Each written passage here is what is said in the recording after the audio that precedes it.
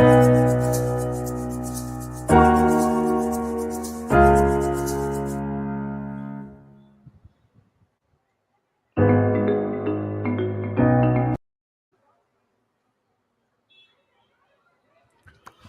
evening. Welcome everyone to day 7 of YPS Wildlife Week 2020.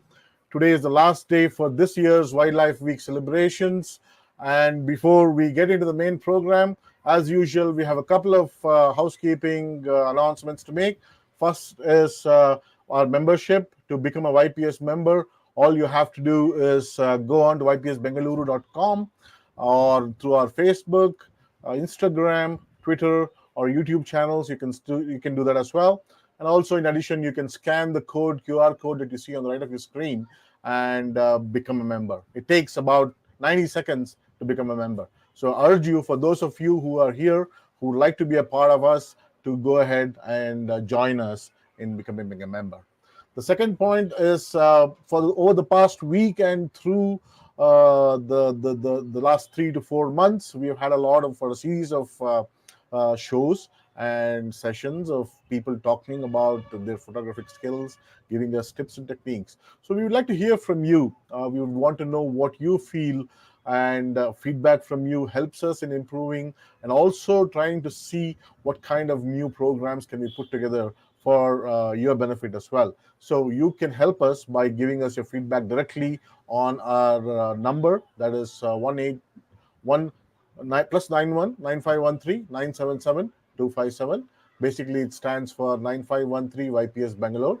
So you can tweet, so you can send us an SMS, keep us on WhatsApp, whatever mode of feedback is welcome. Okay. So having said that, today's guest and presenter is Sri Praveen Purohit, aka Himalaya Putra. Okay. But you'll know more about him in due course over the next 5 to 10 minutes. But now it's my time to hear from our president, Mr. H. Satish. Over to you, Satish. Good evening, and ladies and gentlemen, ellarigu namaskaralu. So, on behalf of Youth Photographic Society, I welcome you all for today's program on wildlife, the final and 7th day of the Wildlife Week. Friends, I am so happy that the 7 days went off so fast, as though I feel within 7 minutes it's completing.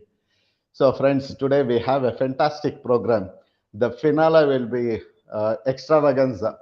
And I am sure that my friend, Mr. Praveen Purohit, going to highlight so many aspects of the most beautiful place in India, the Himalayas.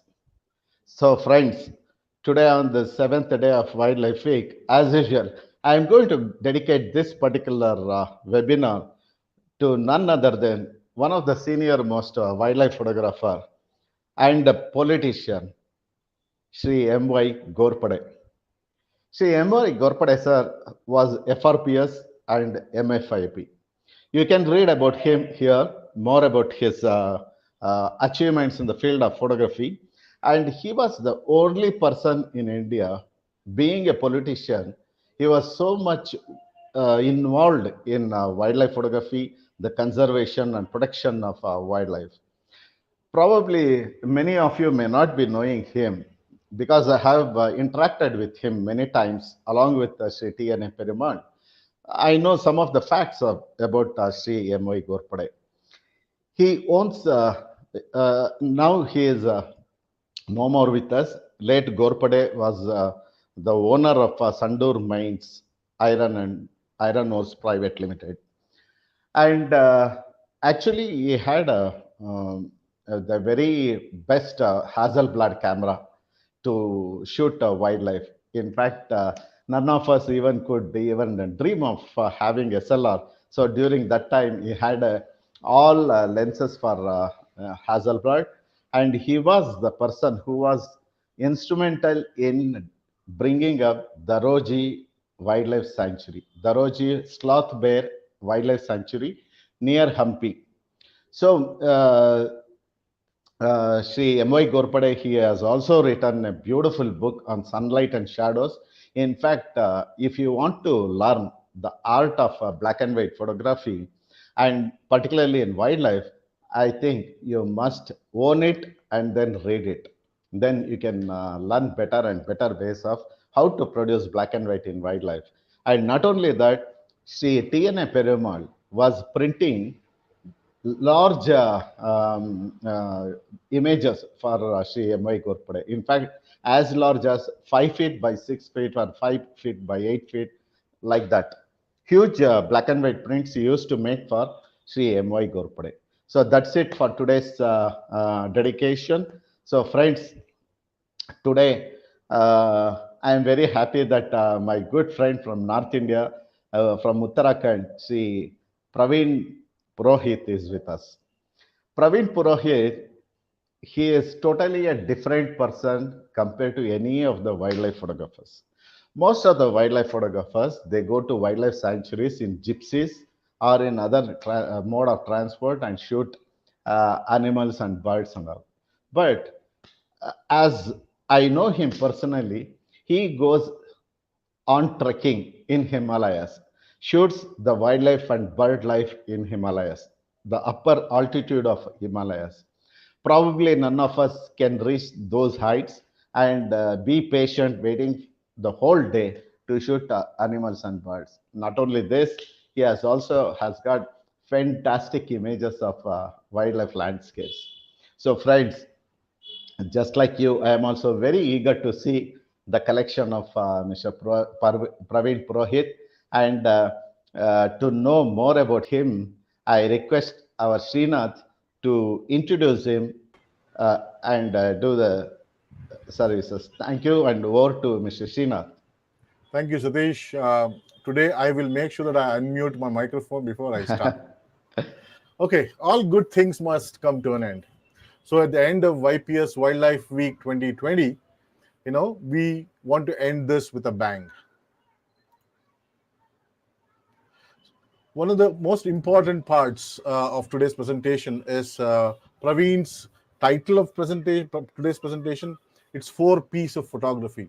But using logic, it should have been titled 6 P's of photography because Praveen Purohit is also 2 more P's. So I would say 6 P's are more apt.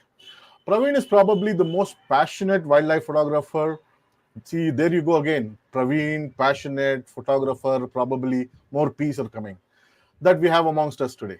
A Gharwali by roots and ancestry, he was born in the concrete jungles of Mumbai to wonderful parents who had migrated in search of greener pastures.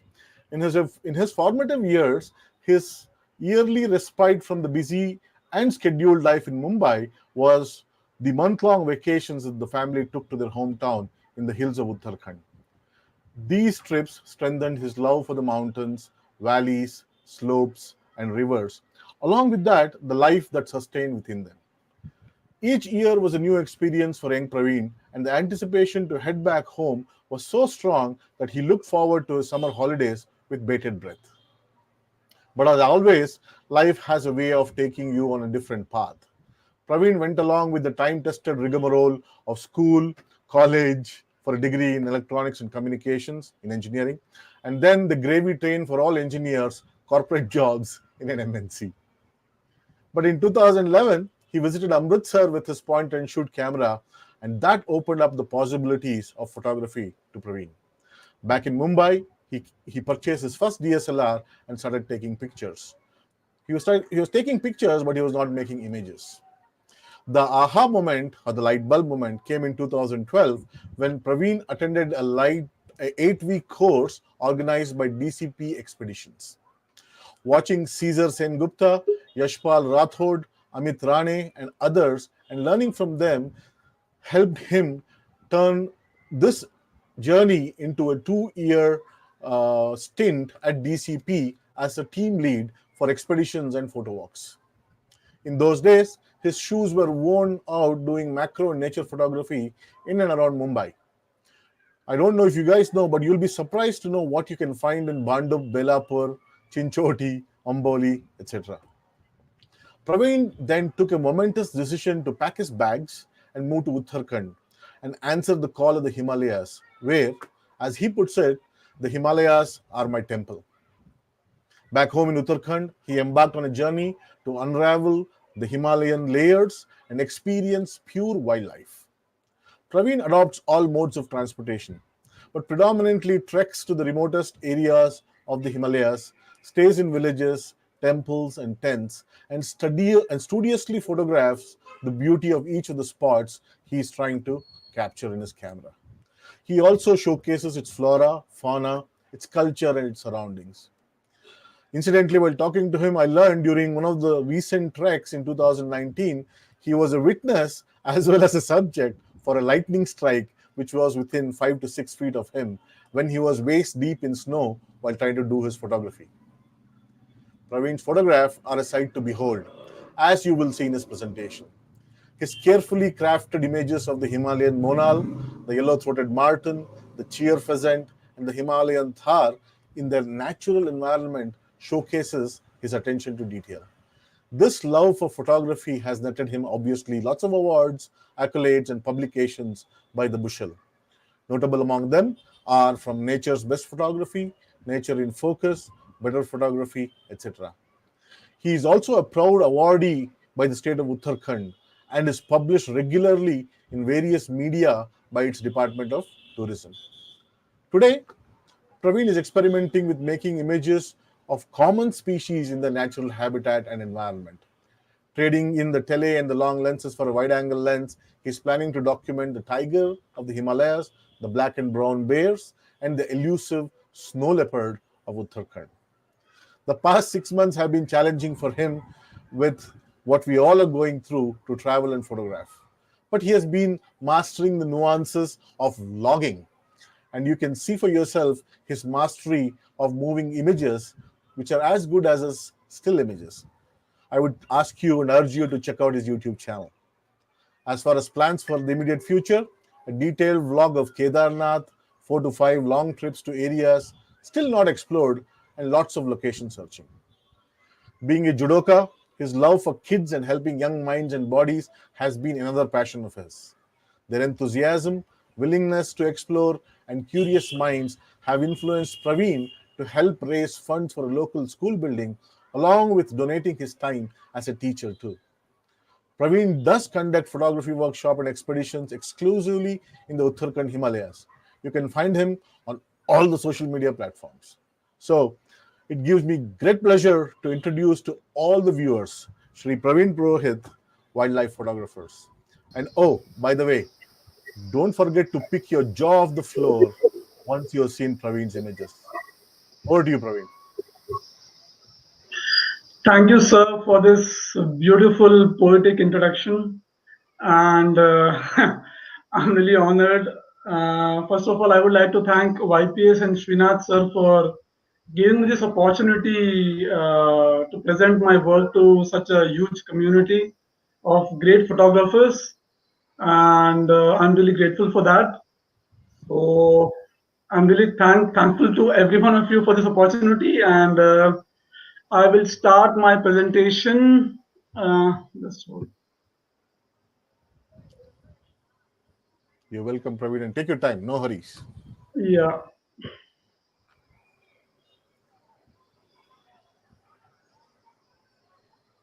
Okay. Can you see my screen? Perfect. I think we're all set, ready to rock and roll. Knock us off our feet, Praveen. Good luck. Okay. Thank you, sir. Okay. So today I will be sharing with you images which are made exclusively in the Himalayas of Uttarakhand, and to be more specific, mostly in Kedarnath Wildlife Sanctuary.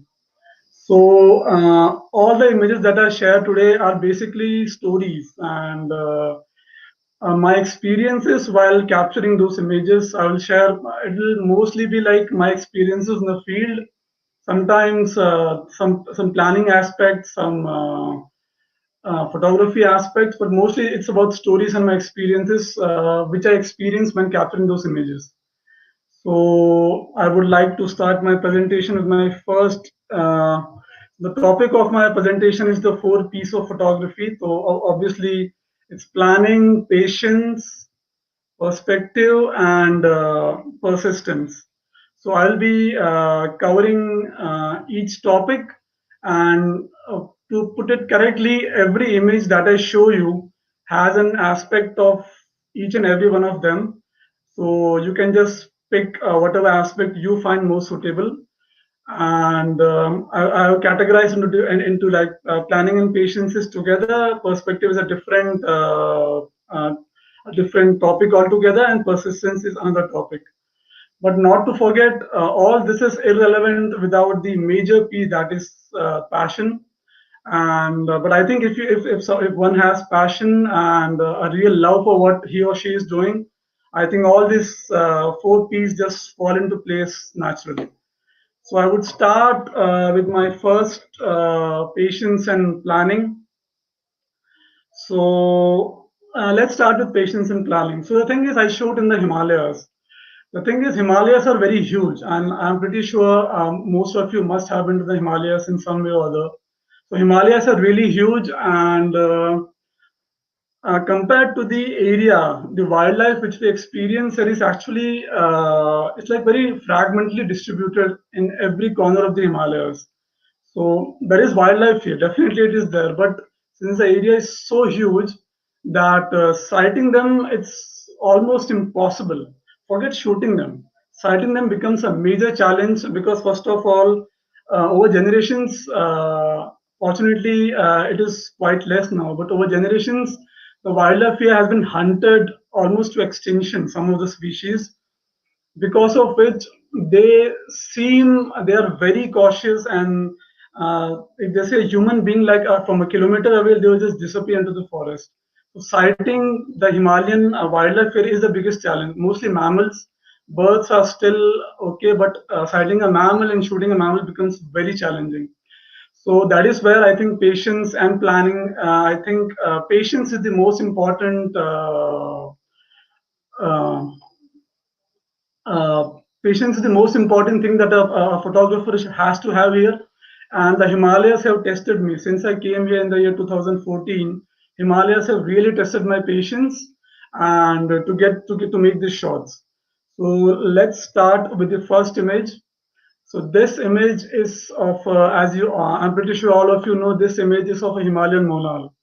So I made this shot in the year in January of 2015.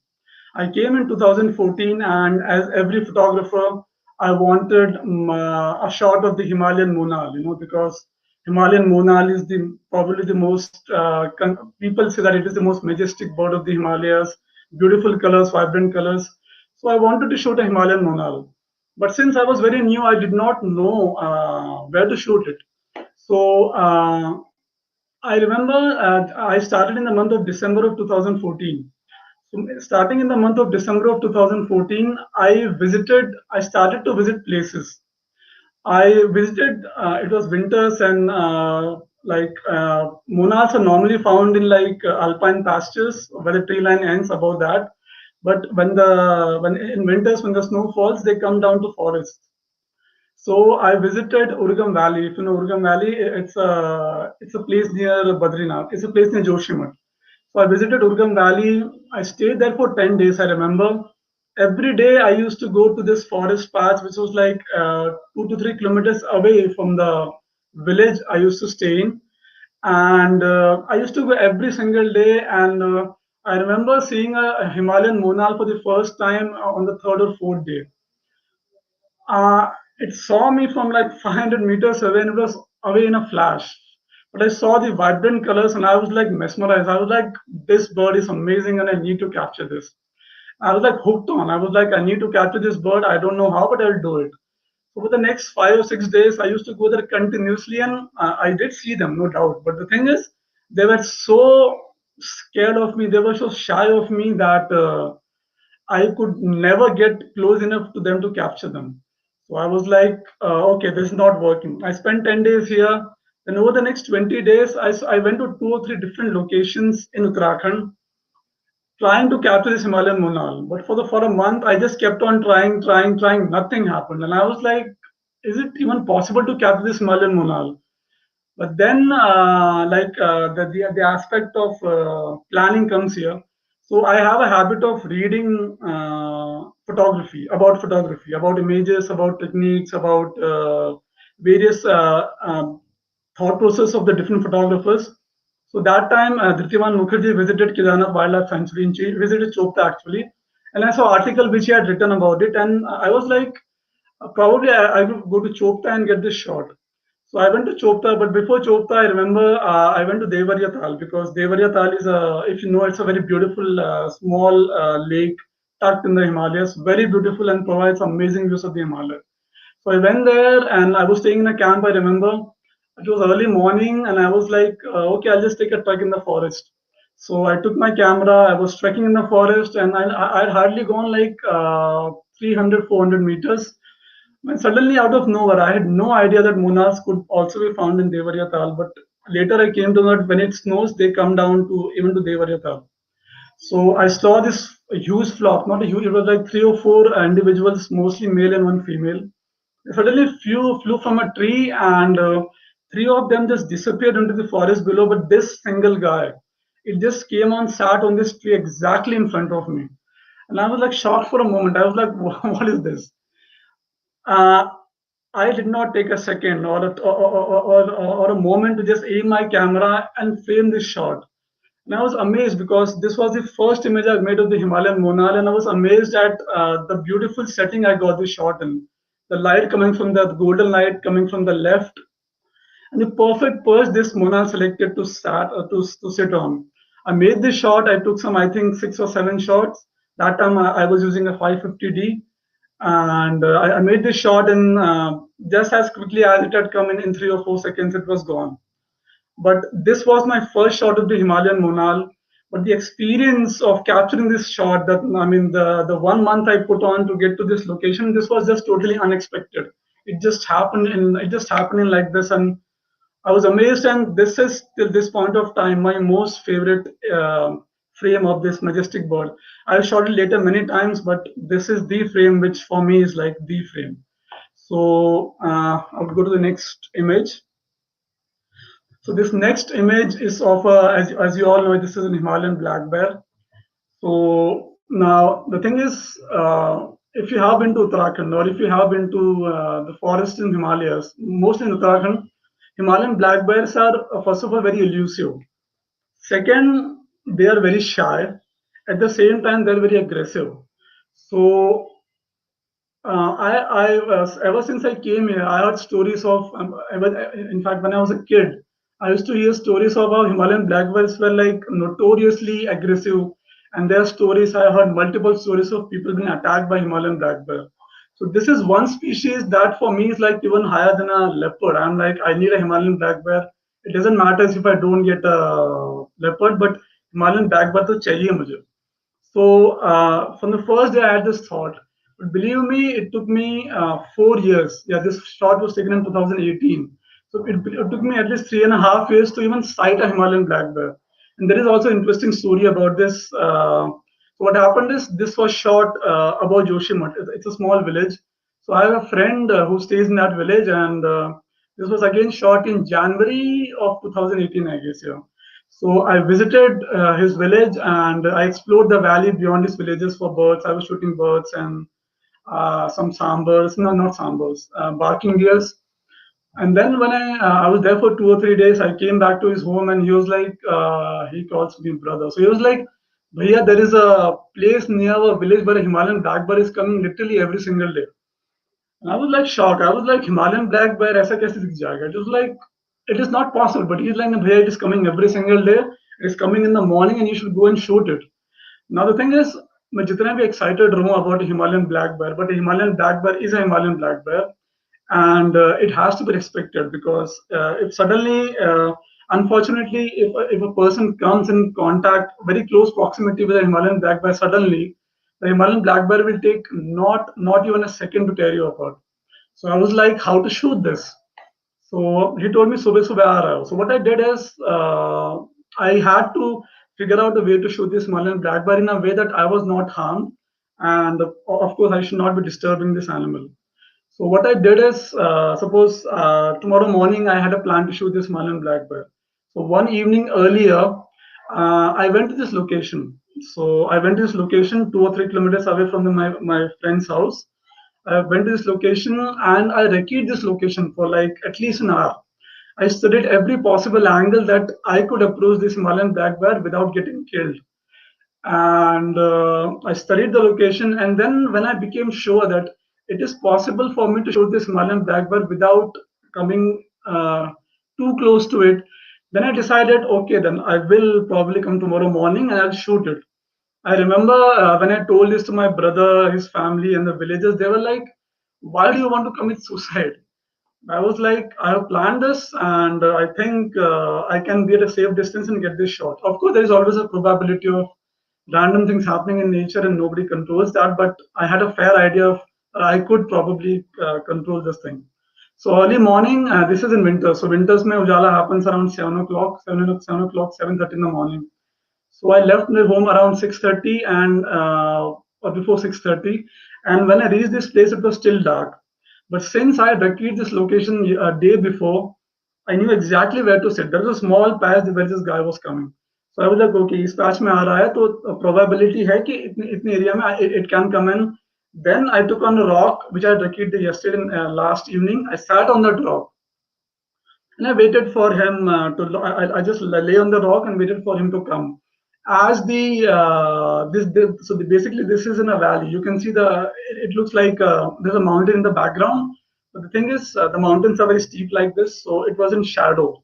So I was like, okay, I'll wait and let's see if it comes. So I was lying there with my camera aimed at this particular portion, and out of when it was beginning to get light, it was like not too much bright. Suddenly, this dark shadow appeared exactly on the perch which I had imagined that this black bear would show up. It was very fortunate of me. It came onto this rock, and it hardly was there for like 3 or 4 seconds. It came there. I was like ready, like I was like, this guy has come. I took some 3 or 4 shots or 5, 6 shots. This was one shot, and this is almost a full frame shot. So, it was like I think this was less than 100 and 150 meters away from me. So if it has had decided to do the other thing, definitely I would had no chance of coming back out of it. But when I was there with this guy, there was no sense of fear. There was no sense of me being tense. I felt very calm, and it just came silently. It just looked at me, and I shot it, and it just disappeared in the valley. And then I had this realization that probably जो हम कहते हैं कि Himalayan black bear are this, Himalayan black bears are this. I thought it was like our perception, and they're not like this because in his presence I was really peaceful and really calm, really calm. So this was my first experience with the Himalayan black bear, and this was the first shot which I took. After that, it's been more than 2 years now. I have just had an encounter once, and that's a different story. But in the 6 years, only twice have I found a Himalayan black bear. Only twice was I able to shoot it. But this experience was, I mean, when I think about it, it just gives me tremendous happiness and calmness just looking at this shot. So this is a co-class pheasant. I think everybody knows it. So this location, I went to this location, and I'll come to this location later. So in this location, I go regularly to shoot moon rises happening behind the Himalaya. So I remember this place. I go to this place like every month, literally in winter, starting from October till March or April. I go every month, and especially at the time of Purnima. So I was there at this location shooting, trying to shoot the moon rising from behind the Himalayas. And till that time, I had heard about Kokla's pheasant. This was again in 2015, 2016. I had seen them, but they were like pretty skittish, always in bushes. And I was like, I hadn't has had the slightest, clue कि यहाँ पे I could find a Kokla's pheasant. But I was like, okay, it's fine. I was just shooting my Himalayas, and suddenly out of nowhere, and this is again also in winter. This was I think in February or Jan. So it was I was at an altitude of like around 2,800 meters. It was chilling cold, There was nobody, only me at that location, and I was shooting the Himalayas, and suddenly this guy came and perched on this rock. And I was like, first of all, I was like, what is this? I was like, this is a co-class pheasant. I was shocked. I was like, how can I see a co-class pheasant? I was not even thinking about it. And that too in the open. The thing is, it came on this rock and it was like absolutely still looking at me. It was absolutely still. It did not run away, nothing. It was just there. And I was like, wow, I had this opportunity. So I was on a tripod and I put my camera to this thing, to this subject. But the thing is, it was winters and it was around 6:15. If you come to Himalayas in winters, 6:50 is like almost dark, and I was able to see the subject, but I was unable to shoot because I was not getting the desired shutter speed, and my camera was definitely not able to focus. And I was like, what to do? So as I told you earlier, I have this habit of every day studying something about photography. So what had happened is one day earlier, before coming to this location, I had seen a video of a US wildlife photographer. His name is Arthur Morris. I'm sure you must have heard it. So I saw his video on a channel called as BNH, and there he had shared a technique of underexposing the frame and then bringing it later back in post processing. And suddenly I was like, okay, I can use that technique. So what I did is I underexposed my this shot by I think around 2.5 stops, and then I was able to get a decent enough shutter speed to get the subject in focus. But remember, it was like very dark, and of course, the frame was like almost black. But I was like, at least I got a shot, and I shot this for like 5-10 minutes. I was able to shoot it. It simply went away. Later, when I came back to my home, I by post processing and using noise reduction, I was able to bring out this detail. So this was the first shot I had of a co-class pheasant, and I'm pretty sure that had I not seen that video that day, this shot would not have been possible at all. And so this is where that planning things come. Like you might plan on field, but I think everyday learning is so important. Every day, I mean, a person may go to any level of photography, but I think learning is a person can learn, has to learn till he dies. So that learning helped me to get this beautiful shot, and of course, I've seen after that I've seen Koklas pheasant a lot number of times. I've spent many hours with them, with the species, but this is still my favorite, one of my favorite shots. This, as you all know, is a cheer pheasant. So if you know about cheer pheasants, so I later read this. Of course, I did not know it at the time I shot this thing. So according to IUCN, there are like a total of 2,000 to 2,700 mature individuals of this species. So this subject is like super elusive. And I remember I have a book of that birds, and I used to see the book, and I was like cheer pheasant, and I used to think like, "Look, kahan cheer pheasant? I mean, it's not going to happen at all. It is not going to happen at all." I was like, this is way beyond what I can even imagine. Because I have met photographers, I know birders in Uttarakhand, and everybody has this cheer pheasant high on the list. Everybody wants to see a cheer pheasant, but I was like, जब उनको नहीं देखा in so many years, how the hell can I see it? So I had no clue that I will ever be able to see a cheer pheasant. But then I went to a location, and I was there to shoot something else. I remember going there very early in the morning, and I was just sitting there. I came there before sunrise. I was sitting there waiting for some other birds to show up, and suddenly I saw a flock of 6 to 7 cheer pheasants. At first, I was like, "What is this?" Because I was like, "Okay, this is not a co-class pheasant. This is not a, of course, this is not a monarch. This is not a uh, अपना jungli murga." So I was like, Kalish pheasant. So I was like, what is this? And suddenly I was like, oh, it's a cheer pheasant. And I was like, elated beyond measure. And then I thought, ki, I should shoot. But the moment I had this feeling of anxiety, they just disappeared. But that day I decided, okay, this is the place which I have to come to shoot cheer pheasant.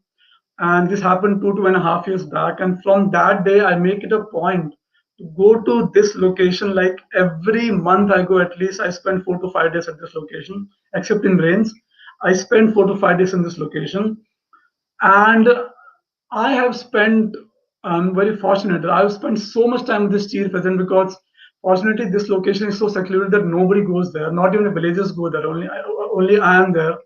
And I've spent like in the past 2.5 years, I've spent like I can't even count the number of days I've spent with this cheer pheasant.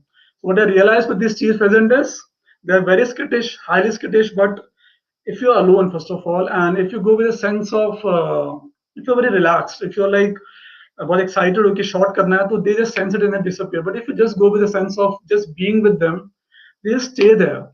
And I've spent like hours on some mornings. I've spent like 1.5 hours with a group of 6 to 7 group of Himalayan, 6 to 7 numbers of chief pheasant. And I remember this experience once that I was sitting behind a rock, absolutely still. My camera was not with me that time. I was just looking at these chief pheasants, just enjoying their company. And I remember they spent so much time with me, like in like they were there for like I think 1.5 and 2 hours. I was just looking at them, and slowly they came near me, near me, near me, and you won't believe I was sitting behind a rock. Either they did not see me, or either of course they did see me, but they had accepted me in this space. So at a distance of 2 to 3 feet, line by line, 7 of these just walked right past me. And I was like, what is happening? That was the most beautiful moment I spent with these cheer pheasants. So this is one shot. This is the first shot of a proper shot which I got of a pheasant perched on an open rock. And then later during my trips on the same rock, if you see, this is another cheer pheasant, but this time the sun was rising from the right. This is early in the morning, and it was being lit by the golden sun. And this is the 2 times I have been able to shoot these cheer pheasants on this rock. Otherwise, I've seen them in bushes and all those stuff. But these two images, more than images, the experience which I've had with these cheer pheasants, for me, it is totally worth. It's like out of this world. And if I get a shot, if I don't get a shot, it doesn't really matters to me anymore. Of course, I want a shot, but the experience of being with them is something that I cannot take for granted. And that is the time which I spent with these beauties are some of the most beautiful moments I've had in my wildlife photography experiences. Okay, so this is a small painting which I made. So I'm talking about a Himalayan Thar. As you can see on the right hand side, this is basically a diagram about a mountain ridge. So if you see on the right hand side below this yellow person, that is me. And this is my first experience with Himalayan Thars. So what happened is, so this mountain is like very steep. It is around a gradient. It has a gradient of 60 to 70 degrees. And this happened, I think, late in the evening. Yeah, it was in the evening. So I came to this location, and suddenly when I looked up, I saw a group of Himalayan Thars. So that was the first time I had seen Himalayan Thars, and I was like, wow, Himalayan Thars, I need to shoot them. But then I was like, okay, how to approach them? Because they were, as I told you, 60 to 70 degrees. Just hold. There's an electricity cut. Just give me a sec.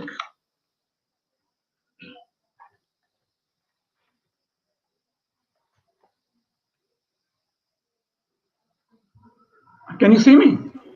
Yeah, you're good, Praveen. Go ahead. Can. Actually, this is nice Can you? lighting. Yeah. You can see me, right? Okay. Yeah. Okay. Yep. Okay. So this was my first experience with the Himalayan Thars, and so I was here. I came up with this mountain, and when I looked up, I saw this group of Himalayan Thars, mostly female and juveniles. I was like, okay, I need to shoot them, but how do I shoot them? Because I know that Himalayan Thars are very shy, and if I try to approach them directly, because the moment I came here, they had seen me.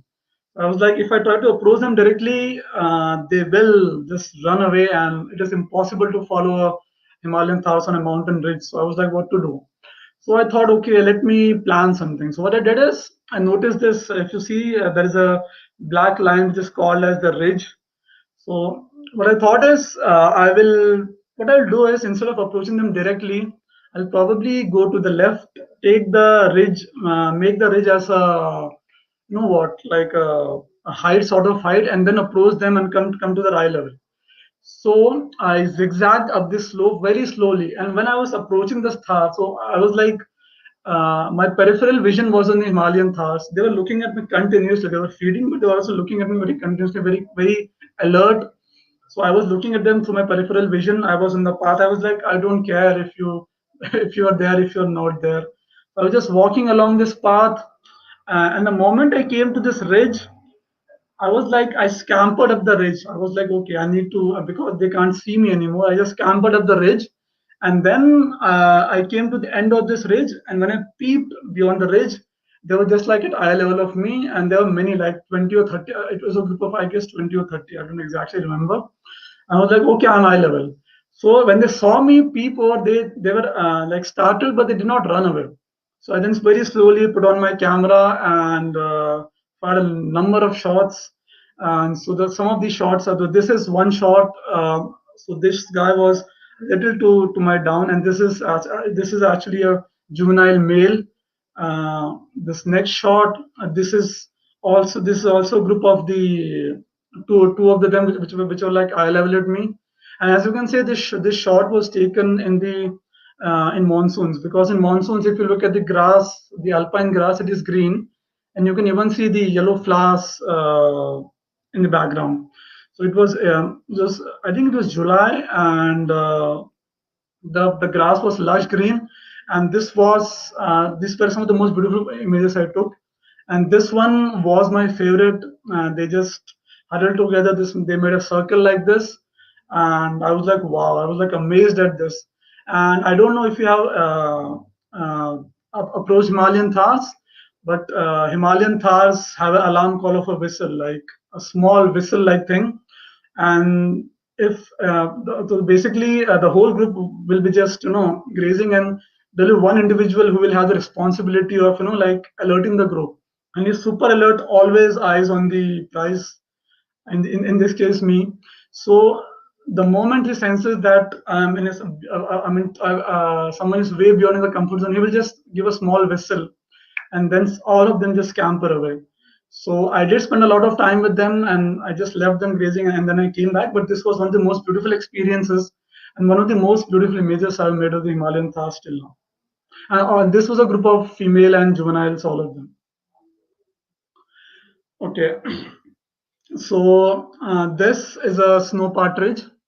This shot was taken in Tungnath, and this shot was again taken in winters. This was in January of 2019. So I had heard and seen people, that people, shots of this subject from Kedarnath, from Tungnath, and I was like, probably I'll get it someday. I was not super excited or something like that. I was like, okay, I'll get a shot someday. So I remember I went there in January. The roads were closed, so I had to trek from if you have been to Tungnath, I had to trek from Dugalbitta to Chopta. I trekked. I stayed in a hotel, and now this is no parties, and they normally don't come a bit below Tungnath, not beyond that. So it was January early morning. I remember if you have been to Chopta, Chopta is always freezing. In January, temperature dips to below minus 15, minus 20 degree Celsius. And I was like, oh, okay, I have to reach Tungnath before sunrise. So I left Chopta around I guess 5:30 or 6 in the morning. I remember it was freezing cold.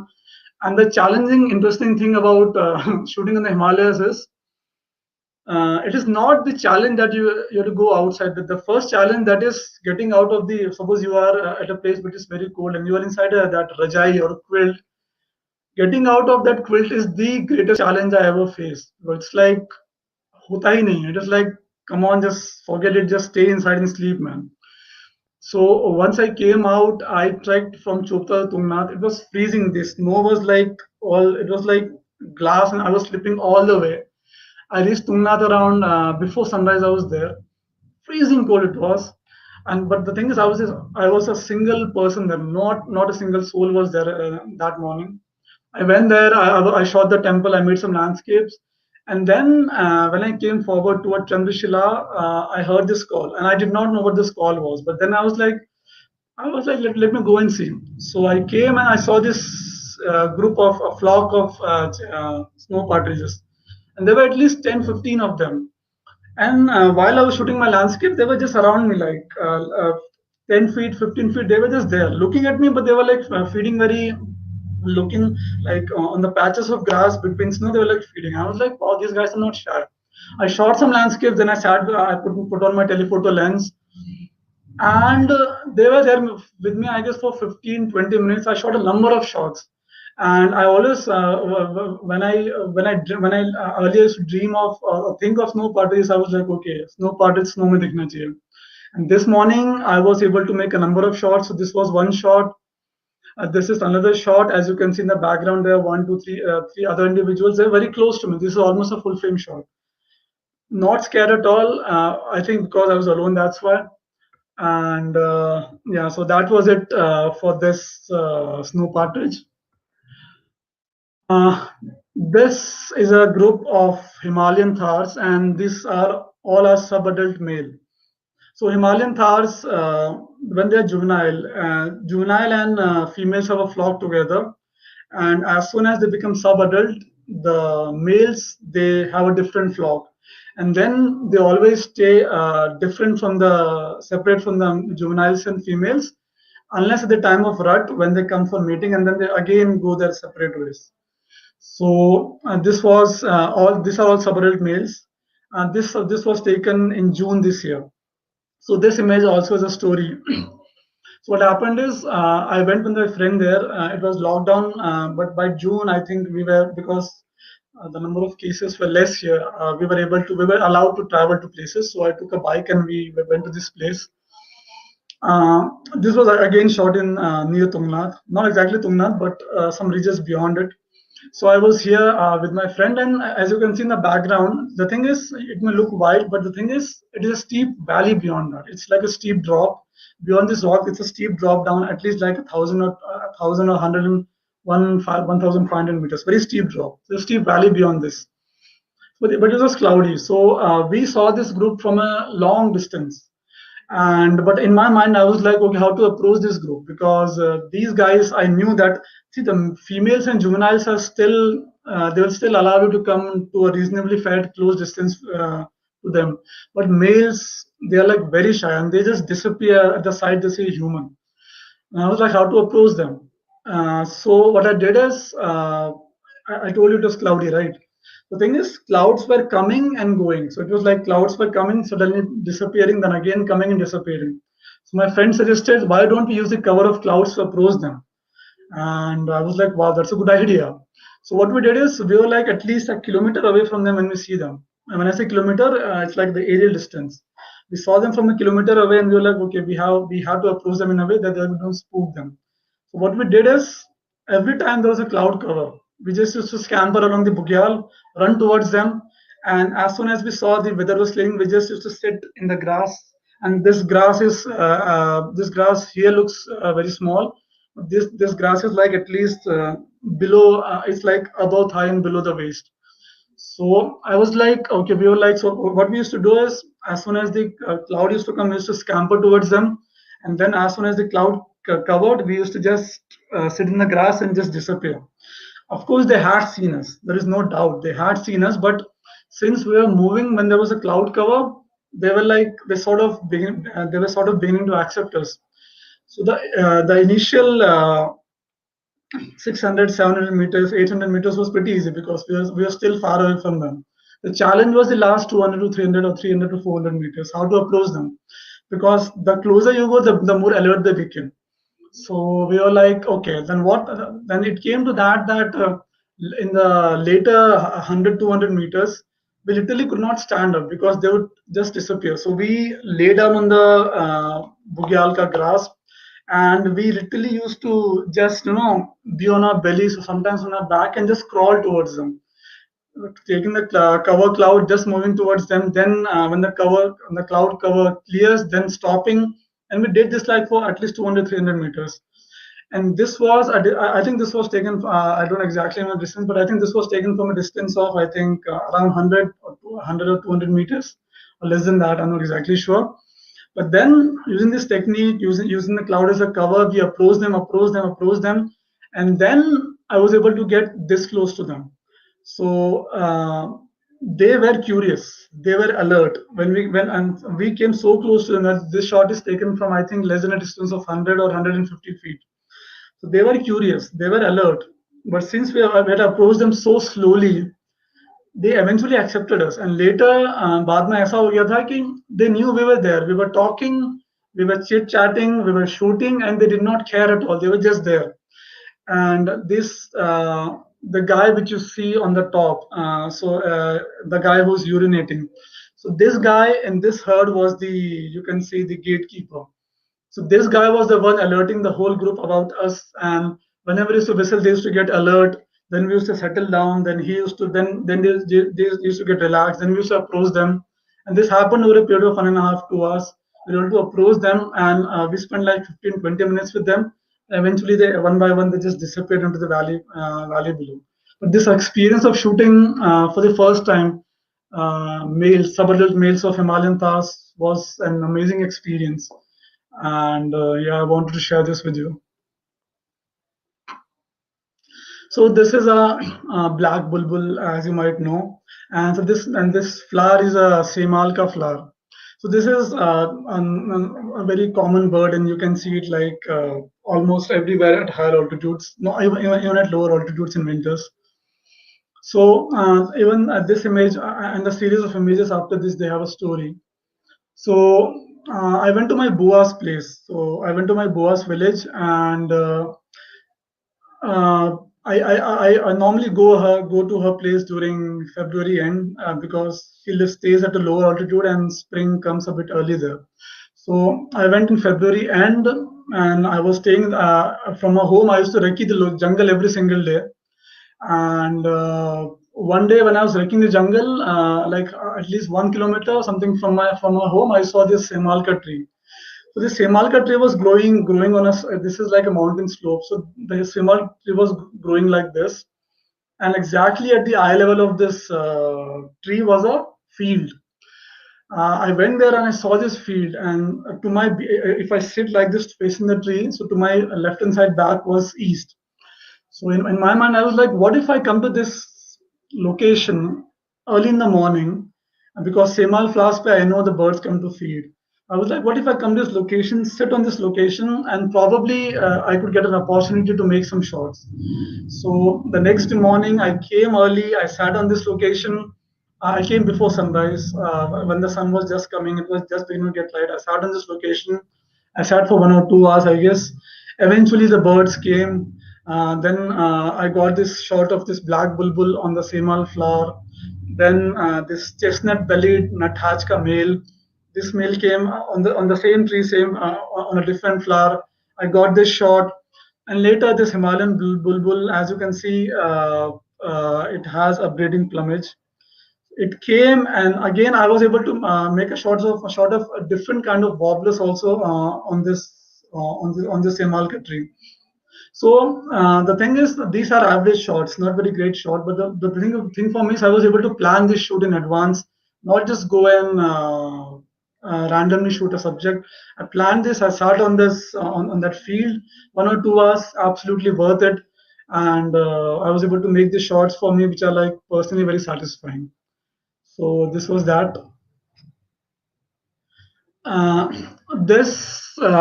as you most of might know, is Ma Nanda Devi. So in Uttarakhand, Nanda Devi is referred to as Ma. So it's very spiritual to us.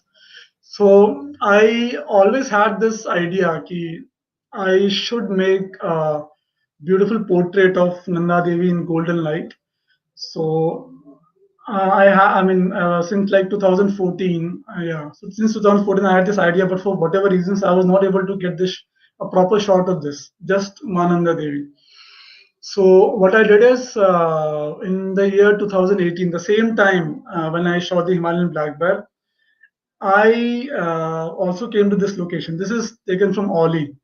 So I was like, okay, if I go to Oli, because I knew that Oli say you get a very beautiful view of Mananda Devi, magnificent view, especially if you go in winters, it's amazing view.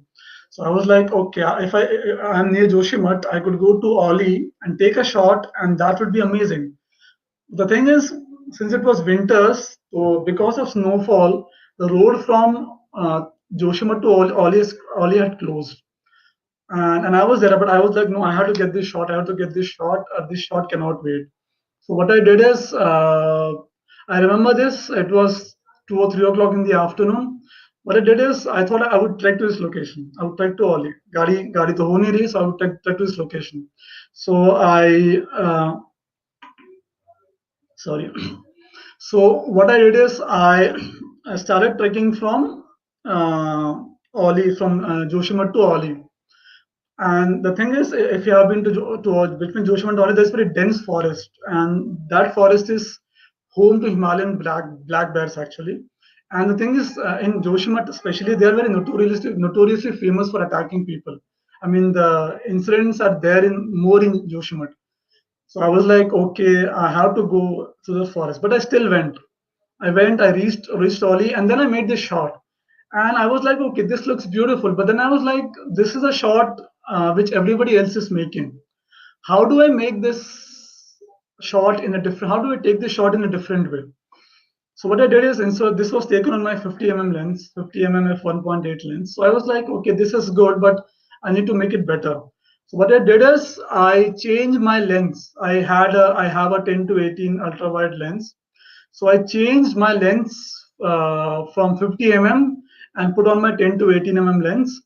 I used this artificial lake which we have made there as a huge foreground. And since the light was just hitting the the peaks of these mountain ranges, and since it was like really pinkish gold, so I made this frame. And for me, this frame is for me it's much more appealing and beautiful than this frame. Although this frame has a different value, but for me, this kind of frame was very satisfying. And the thing is, so this after I shot this, it was sunset. And I remember at that time, I didn't have the money to stay in Oli, because if you have been to Oli, Oli is very costly. So I was like, okay, after sunset, I have to trek back to Joshimath. Now, in my mind, I was like, I'll go back to Joshimath trekking because Gadi thi nahi. I went to, and I was like, because हमें मालूम था कि that forest in the dark is like, it's almost a certainty कि somewhere or the other you might see a Himalayan black bear. And since till that time I hadn't experienced the Himalayan black bear, I was very scared. I was like, I don't know if I'm going to reach today or die by the time I reach Joshimath. But fortunately for me, I trekked some way, and a bike wala gave me a lift. He was like, "Are you crazy? Tum pagal ho gaye? Where are you going?" I was like, "I'm going to Joshimath." He was like, "Okay, hop onto my bike." And that good guy gave me a lift, and I reached Joshimath safe and sound. But this experience of shooting Mananda Devi and the golden light was a very and is a very beautiful experience to me. So yeah, I wanted to share this. So next, I would like to talk about perspective.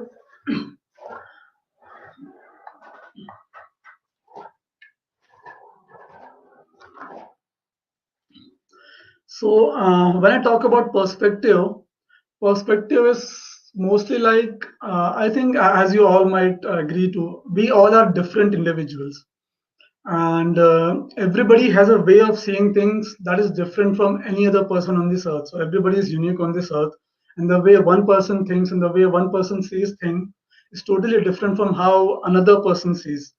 So when I say about perspective, I'm talking about how we can just see one same image, one same. Suppose you went to a location, you see something, a person next to you is seeing something else.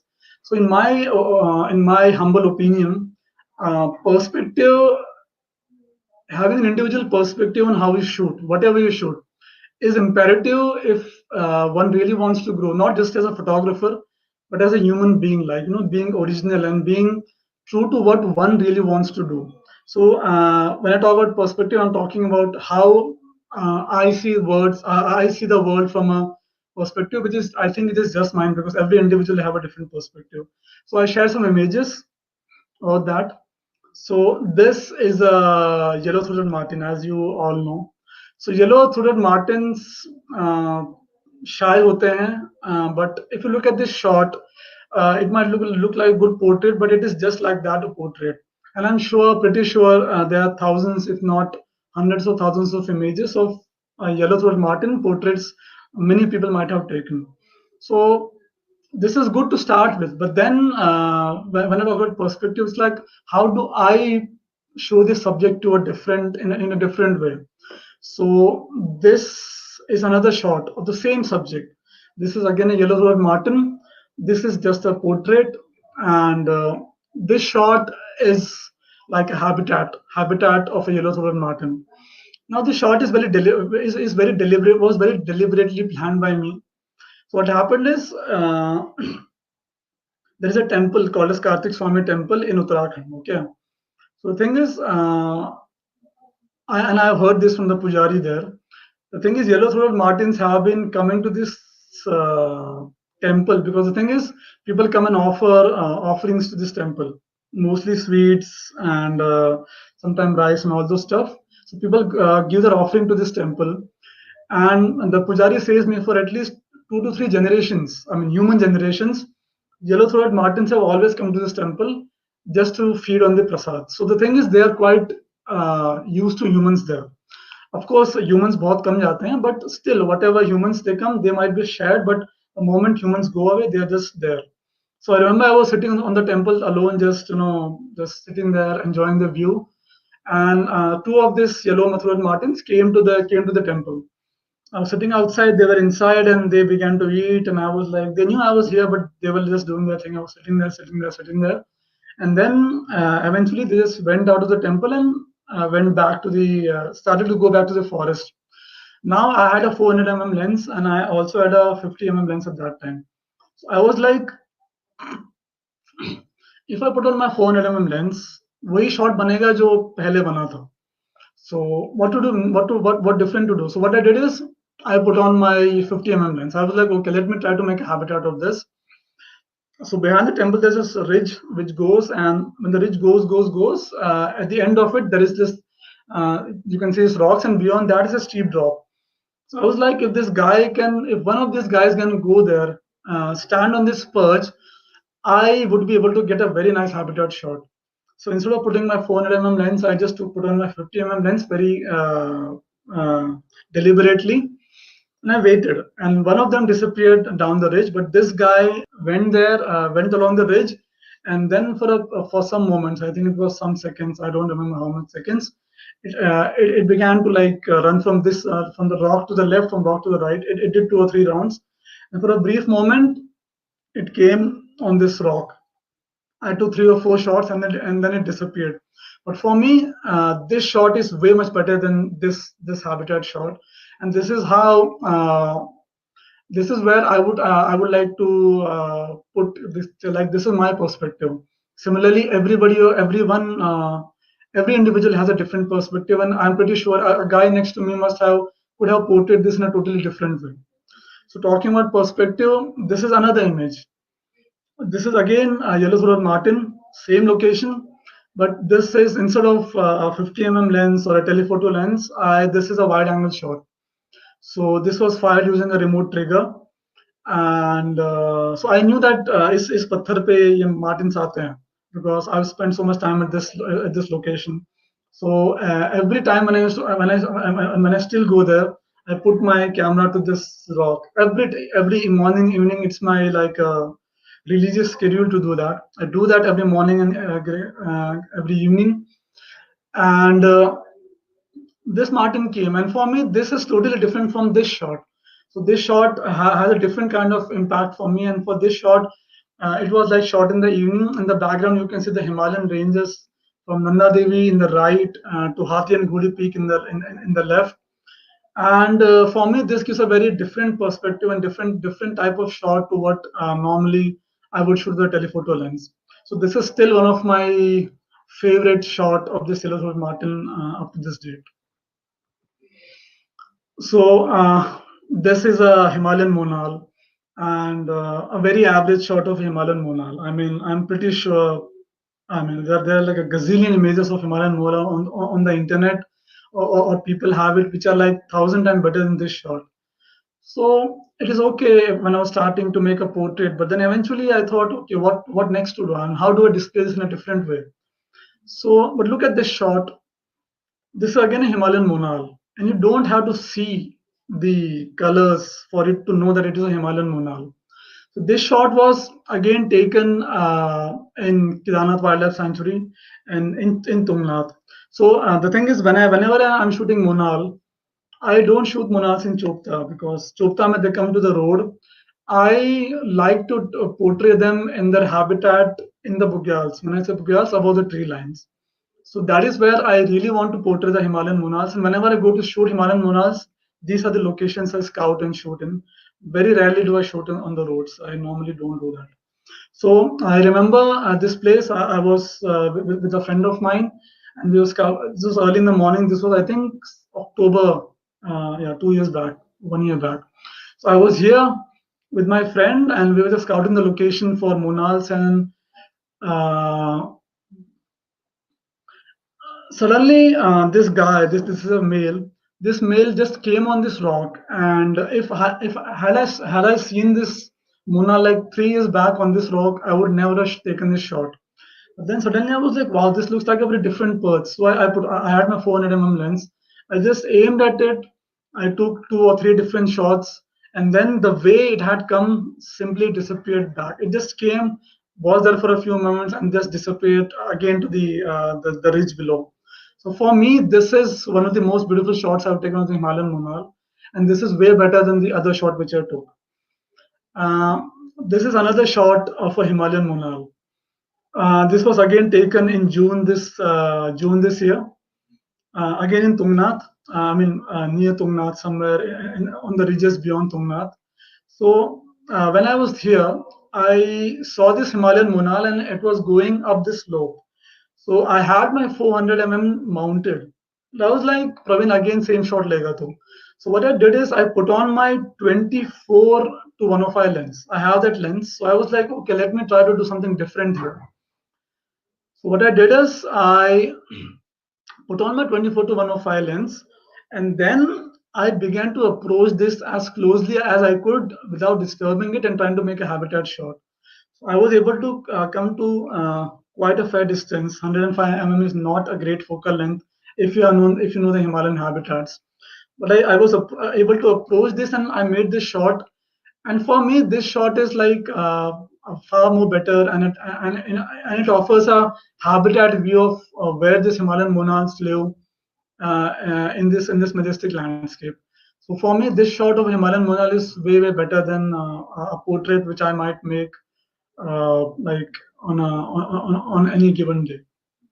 So this is another shot of Himalayan monarch. Same shot, same location. This is again in Tungnath, near Tungnath, and this was again by accident. I was again searching for Himalayan monals, musk deer, and Himalayan thars. When suddenly, just long distance from me, it was quite far away. This monal just came and sat on this rock, and I was just blown away. I'm like, this is the perfect location where this guy could sit in.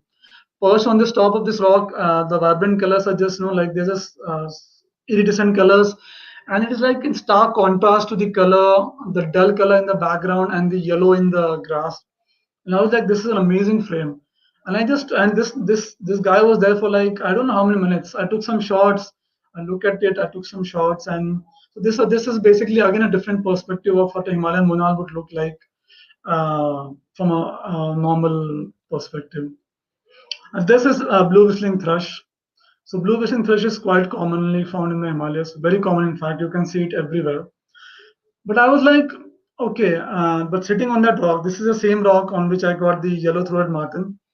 So sitting on a rock for a consistent location. Like I've sat on this rock, I have been sitting on this rock for 2 to 3 years now. Consistently, I've been sitting on this rock, and sometime a pleasure and I won't say pleasure. Accidents happen, and this guy came and perched on this rock, and I took this shot. And for me, this shot of a blue wishing thrush is much different and much. Of course, this came by luck, but for me, this shot is so much different and so much better than any other shot of any portrait of any bird which I would ever take. So this was that. This is again a Himalayan Thar. This is again a sub-adult male, yeah. And this was again shot in my favorite location, Tungnath. Not a portrait, but it shows the rugged habitat, the difficult habitat in which these goats live. And yeah, this is that shot. This is again, if you can see, the grass is turned yellowish. So this was shot around October or November. Yeah, around this time. Now this is one more shot of a Himalayan Thar. And as you can see, this is actually a herd of Himalayan Thars, and this is female and juveniles. So this image got a special mention in the NBP Asia contest this year. This image is very special to me because I remember this was in Ravanshila. So if you go to Tungnath, just below Tungnath, there's a different peak which is called Ravanshila, and the top peak is called Chandrashila. So Ravanshila is where Ravan meditated, and Chandrashila is where Ram meditated. So I was on Ravanshila, and again, of course, I had my telephoto lens on. So I was walking at the slope, and again, the slope was very steep, 60 to 70 degrees, always the same slope. And I saw this group of Himalayan Thars, and the moment they saw me, I was very close to them. Like I think when I saw them, they were like hardly 30, 40 feet away. The moment they saw me, they just scampered to a ridge beyond the on which I was. So I know from experience that वो एकदम से भागते नहीं हैं. They will scamper beyond the ridge, but then they will stop there for a while and look back to see if I am following them or not. That is how they are. They will not just disappear. They will give you some time. So I was like, okay, these guys have gone beyond the ridge. They can't see me anymore, which basically means they must be there. So I thought, okay, if I have a 400 mm, I'll get a portrait. So why not change my lens? So I put my 50 lens on that, and very slowly I crawled up that ridge on my force. And the moment I came to the edge of the ridge, I peaked like this, and this group was indeed there on the ridge, which was just ahead, just next of it. And I was like, okay. The moment they saw me, they became alert. And but since I was ready, I was able to take 3 or 4 shots, just 3 or 4 shots, and all of them disappeared below this ridge.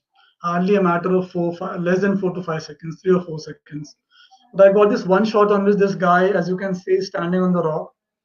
And for me, this is an amazing shot. This was like an amazing. It shows all the habitat. You can see forest in the valley and the bugyals. And it was morning at time. The sun had risen, but because of clouds, it was in clouds. And as you can see from the green grass, this was again taken around July or August. So this was that.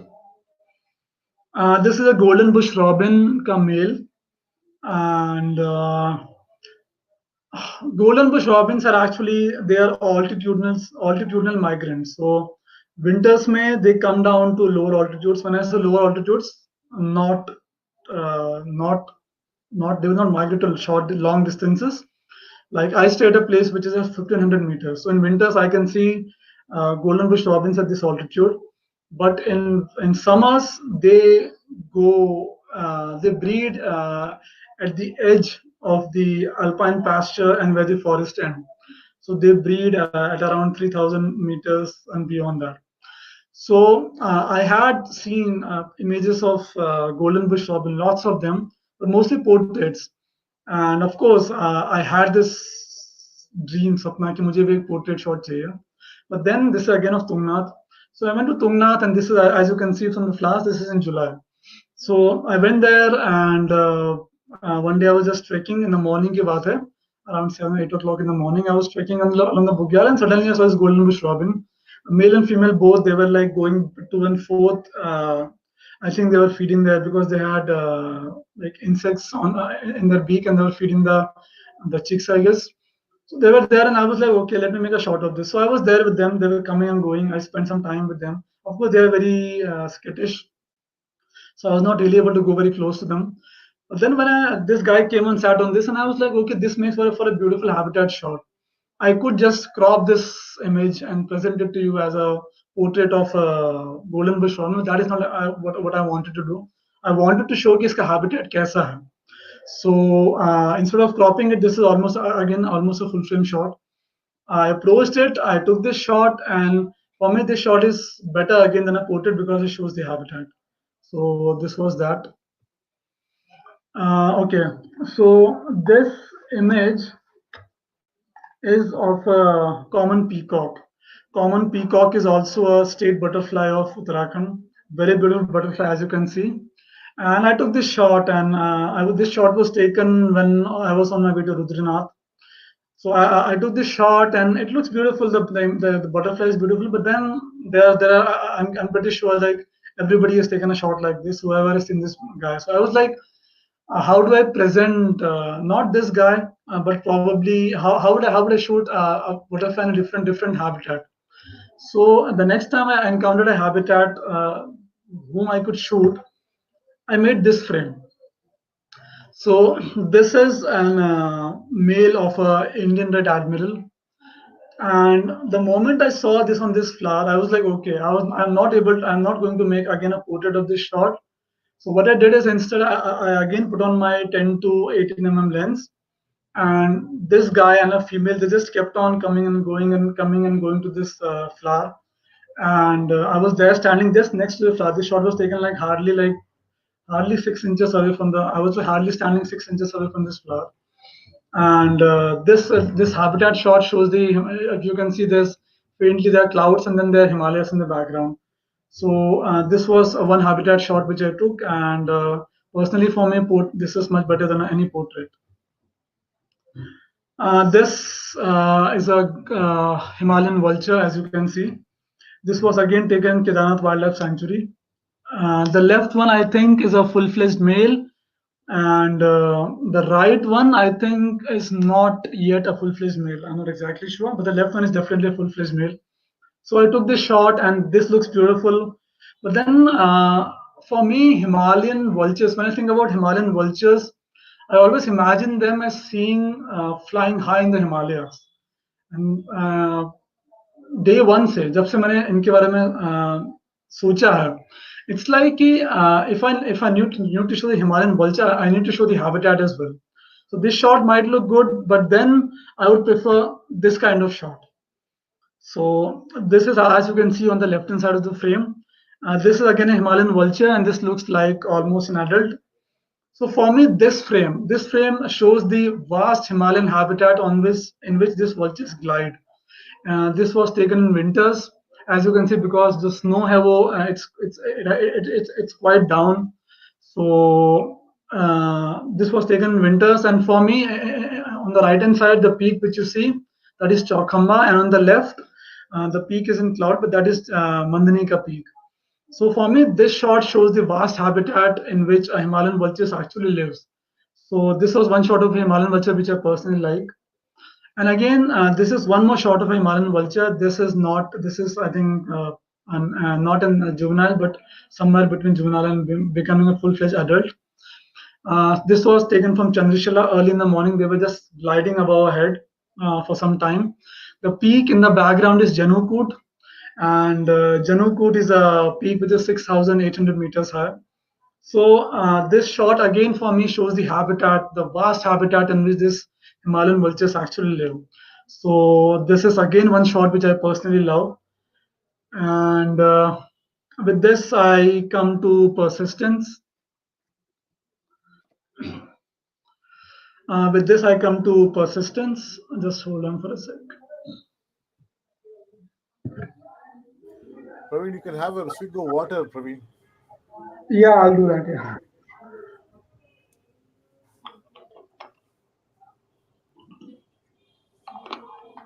Thank you. Just give me a sec, okay? Okay. So with this, I come to persistence.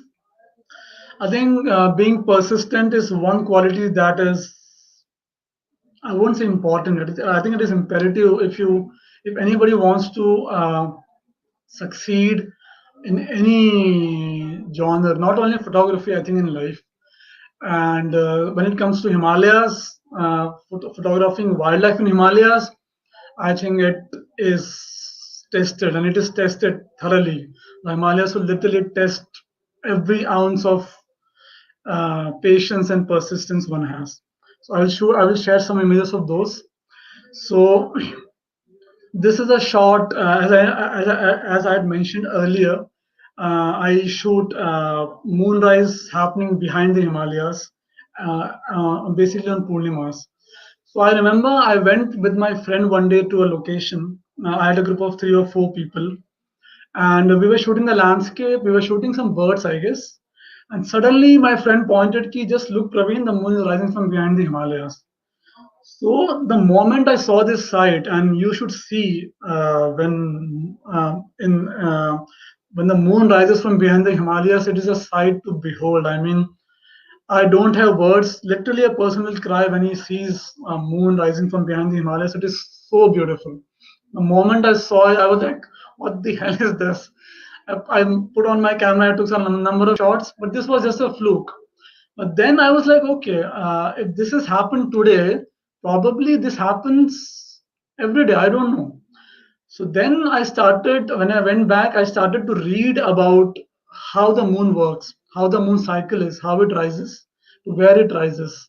I downloaded apps, and then I suddenly realized in a 28-day cycle, around Purnima or one day before that or one day after that, it will rise at the time when the sun is almost on the horizon. So the sun is setting and the moon rises, that happens almost at the same time. I was like, wow, this is a great opportunity for me to show this majestic happening that happens every Purnima every month. But the thing is, if you have been to Himalayas, sunset ke time pe the weather is almost cloudy, except for a few months in winters.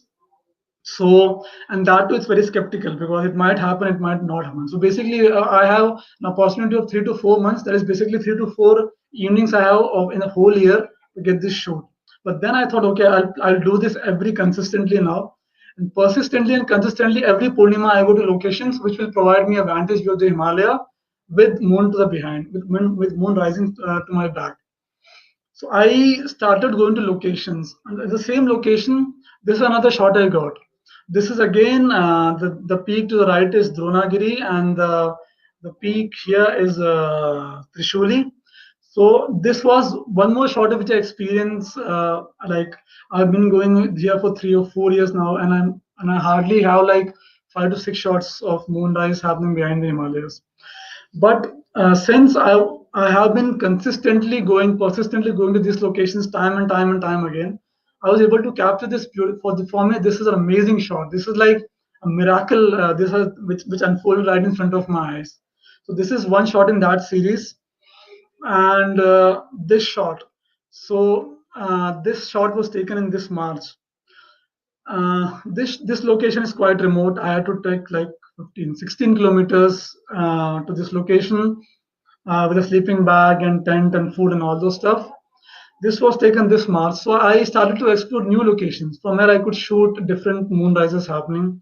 I came to this location, and I mean, I've been to this location 3 times in the past 3 years, but only this year was at a time when the weather was clear and the moonrise happened, and this was just an amazing landscape. In the center, you can see Nanda Devi, the peak below the peak to the right of moon is the Dronagiri peak, and on the extreme right is Trishulka peak. So these images would not have been possible if I had not consistently gone to these locations. And I will continue to go to these locations, explore different locations, and make different shots whenever the weather and time permits. This is again a Himalayan Monal. I think I'm beyond my time, Srinathji. No, you're good, Praveen. Go ahead. I think we're fine. I think, like I said, we are, our mouths are agape. Please go ahead. No problems. Okay, okay. So this is again a Himalayan Monal.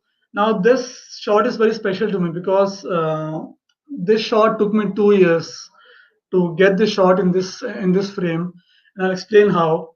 So I went here first in 2014. This is again shot in Tungnath. So Tungnath is my favorite location for shooting Himalayan Monals. So I went to this location. I first saw. I remember it was 2014 ka summer. I stood on a ridge and I looked down and I was like, what will happen if a monal comes and stand on this perch, this ridge, exact ridge? I was like, it would look beautiful. I was like, okay, probably I'll get a shot someday. So I that day I just stood there for some minutes. The monal did not come. I just went away. But since I've been going to Tungnath consistently for like 3 to 4 years, 5 to 6 years now, Every time I go to Tungnath, I stand on that rock, and I always look. I will spend at least 30 minutes or 1 hour on that rock for a monal to come to this perch. I've done that consistently for 5 to 6 years now. And in this happened in 2014, and in 2017, 3 years after that, 3 years after that, I consistently used to go to that location, go and go, but it never happened. And 3 years after that, I went with my brother just for a casual trip with my lens. I again went to this rock and I saw this monal just come into that ridge, and I was like, "Is this really happening?" It did come, and I think this was the perfect time for it to come, because if you look at the frame, this is again monsoons, the yellow flowers and the green grass with the valley, which is like the different shades of green in the background. And for me, this was like a dream come true. I was like, what the hell just happened? It took me 2.5 years to get this frame, and this frame is one of my favorite shots of this Himalayan monal. Not because I came here for 3 years, but just because the way it unfolded, and it just came at the perfect time. I could just imagine it to come on this perch. So this was that. This place is Panar Bugyal, and Panar Bugyal. If you have been to Rudranath, this place is en route to Rudranath. So this image has a story. This image was taken in 2015 September. So what happened is, I had planned a trip, and the trip was, I had planned 4 participants, and unfortunately only one guy signed up. And the thing is, if a one guy signs up, the money was not sufficient for me to put that trip together. But then I thought, Praveen, just leave it, and I was like, okay, I'll just go and put money from my pocket, and I'll just forget about everything else. I'll just go and do photography, because this is the home of Lord Shiva, and I was like, I have to go here. So I hired a vehicle and do all those stuff, and I put money from my own pocket because I did not want to miss this location. We stayed here for 3 nights, and I remember, no, we stayed here for 2 nights actually. We stayed here for 2 nights, and I remembered on 2 nights, man, every morning I used to have these clouds. It was in 2015, and from 2015 it's 2020. I have been to this location like a number of times, but never have I ever seen this the cloud formation which I saw that day. And these images are still one of my favorite shots, and these are one of my best-selling images. This shot and then this shot. So this shot was this is the same ridge, but I switched to my 100 lens, and the first shot was taken before the sun had hit the Bugyal, and this shot was taken when the sun had hit the Bugyal. So as this herd which you see on the right, and the two silhouettes which you see on the left hand bottom left, those are actually cows.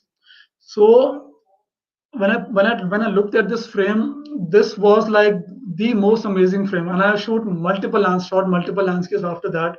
But to this date, these two images, in fact, a series of images from this trip, have been and are still my favorite. And I am thankful that that day I had this idea that I should not skip this trip, because never have I ever seen these clouds ever before. And the fact that if I had just dropped this because I did not have a money, then I think this would have been never possible, and I don't know when this will happen again. This is again Chandrashila. This is taken from Chandrashila. These rocks which you see to the front, these rocks are actually put by devotees as a mark of respect to Lord Ram, who people, say meditated here. But for me, I think these rocks are not for Lord Ram. For me, these rocks are, I think, a dedication to the Himalayas in the background. These rocks are a dedication or gratitude to the Himalayas, which actually nurture us.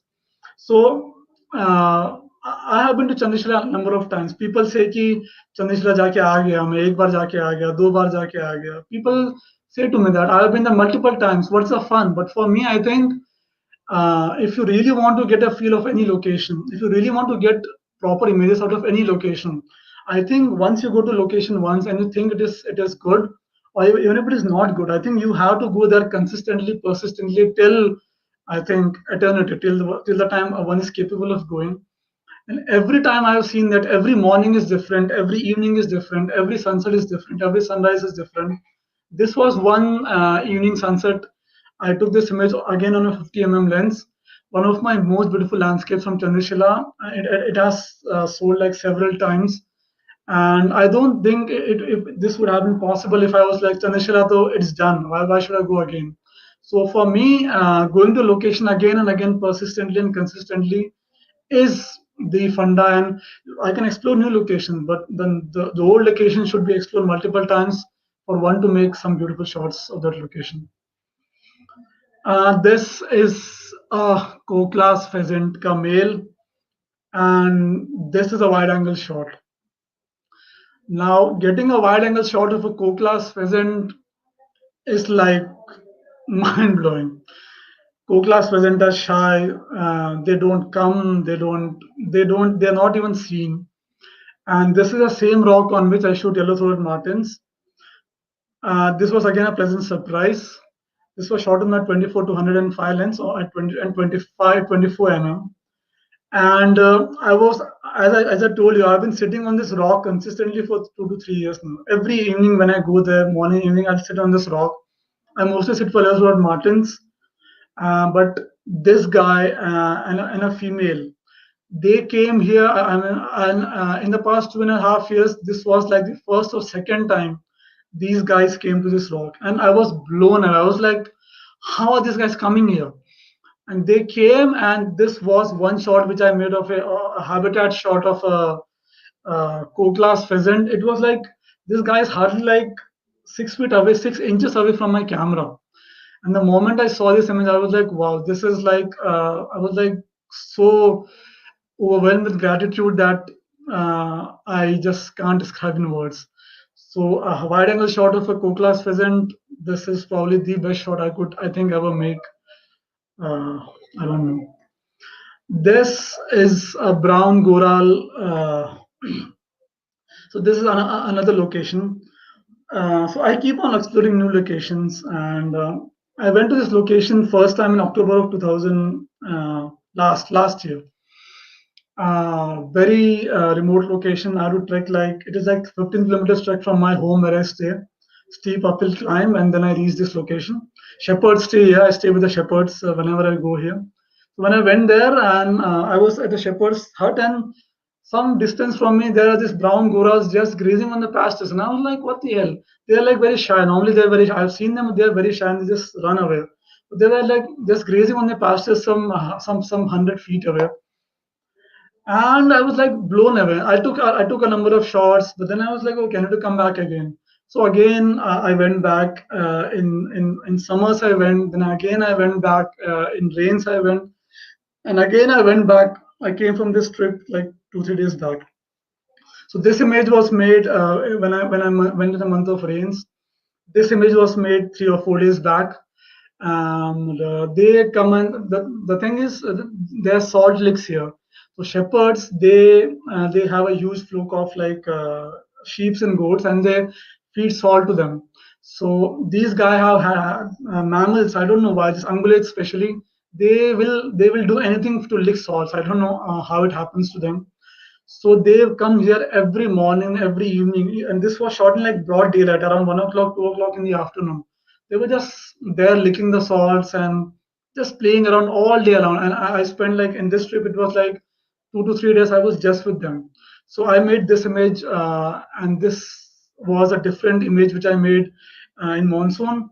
So as you can see, the sheep are here. They graze these pastures. And they have been grazing these pastures for a long time now, and this brown goral was also grazing there, but they are like very curious. The goats are very curious. What is this guy? What is he doing there? And this guy is very scared. And it was a very funny moment. But I just spent some time here, looked at this funny thing that's happened in front of me. Also, there is conflict because this has been traditionally the pastures of brown goral, but since people take sheep to there, there's a conflict going on. And again, brown gorals are sometimes, fortunately, it has gone down hunted by people just for the meat. But still, I mean, they're still thriving, and I'm very happy to see they are so used to humans at such remote locations. Okay, this is my last image of the presentation, and I would like to image, end this presentation with the most terrifying experience I've experienced in all my life, I would say. So this is made from Karthik Swami. This image was made, I think, last year, February 2019, and I come to Karthik Swami for like a number of times, and I was sitting. This was like it was a very cloudy morning. No, it was snowing actually. I was there for 3 days, and it snowed continuously for 3 days. And it snowed so much that for 3 days I could me and the pujari and on the right you can see these houses. That is the ashram where I stayed. So the pujari and I for 3 days we were just locked inside our house. We could not come outside. It was so much snow outside the ashram, 2 to 3 feet of snow, and at the temple I was in waist deep snow. So I stayed there for 3 days. I wanted to shoot landscapes. I could not do it. I was like, what the hell? I have to shoot it. So I remember it was early in the morning, not early, it was 7 or 8 o'clock in the morning. It was snowing like hell and it was so dark. It was like सुबह के 4 या 5 बजे होंगे. I was like, no, I have to go to the temple. I have to go and shoot, shoot, shoot. So I was like obsessed with that. I started trekking. Most of the way was like more than knee deep snow, and temple mate was like almost my waist. I reached there panting, and I remember I was standing at the gate and I saw the temple. The snow was so thick, the temple was hardly 50 feet away from me, but I was not able to see the temple because of the snow. I was like, Praveen, you're not getting a shot. So I was like, at least I'll go pray to the temple and just go back. So I was standing below a temple, below a huge bell. I was standing there and then I thought, okay, I'll just go and just offer my prayers and then go back to the ashram. So I walked like hardly 10 steps, more than knee deep snow. I walked, and suddenly I was like thrown away. I got a like just a push, deafening sound, and I was like momentarily blinded. And and all this happened in a flash of a second. I was like, what just happened? I could not imagine what happened. And then suddenly I smelled of something burning. And then I looked back, and the bell below which I was standing, there was a rod above it, and that rod was hit by lightning. Of course, it was not a full blast. If it was a full blast, then I would not be alive here today. But believe me, when you experience lightning from a distance of 6 to 7 or 10 feet away, it is scary. And when I say scary, it is like I remember when I suddenly woke and I saw that smoke coming from that rod, I was like, suddenly I felt I was the most loneliest person in the world. I was scared, numbless. I was like shaking like this. And I was like, I could not even thank God. I remember I just put on my bag, paid my regards like this, and then I started running down that slope to the ashram. I was like, I need to get out of this before I'm hit by another lightning strike. I ran. I was tumbling in the snow and falling, and but I didn't care because I was like, this. I have to live. It was such a terrifying feeling. Only when I reached the ashram, I was like, okay, I'm safe and alive now. And this shot was taken. Of course, next month I returned. I took this shot, a very beautiful shot which I love. But I remember that day and this day. It's like it's like more than 1.5 years. Even today, when I see lightning and thunder, I am scared numbless, and I don't think I would ever be able to come over that fear. So, on that note, I would like to end my presentation, and thank you so much. Wow, that was some journey, Praveen. Thank you very much. I think you can you can talk about the first prize winning image, first award for bird section, and announce the winner Yeah, too, just please. I'll do it. Just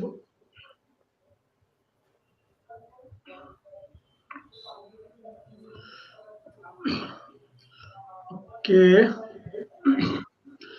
the first prize for section birds goes to Yashwant L, and the image is titled Claw Power. So this is a beautiful image, I guess. This is a peregrine falcon, I guess, and the kill is of an egret. Beautiful shot, the light falling on the subject, and such a beautiful moment captured by Yashwant L.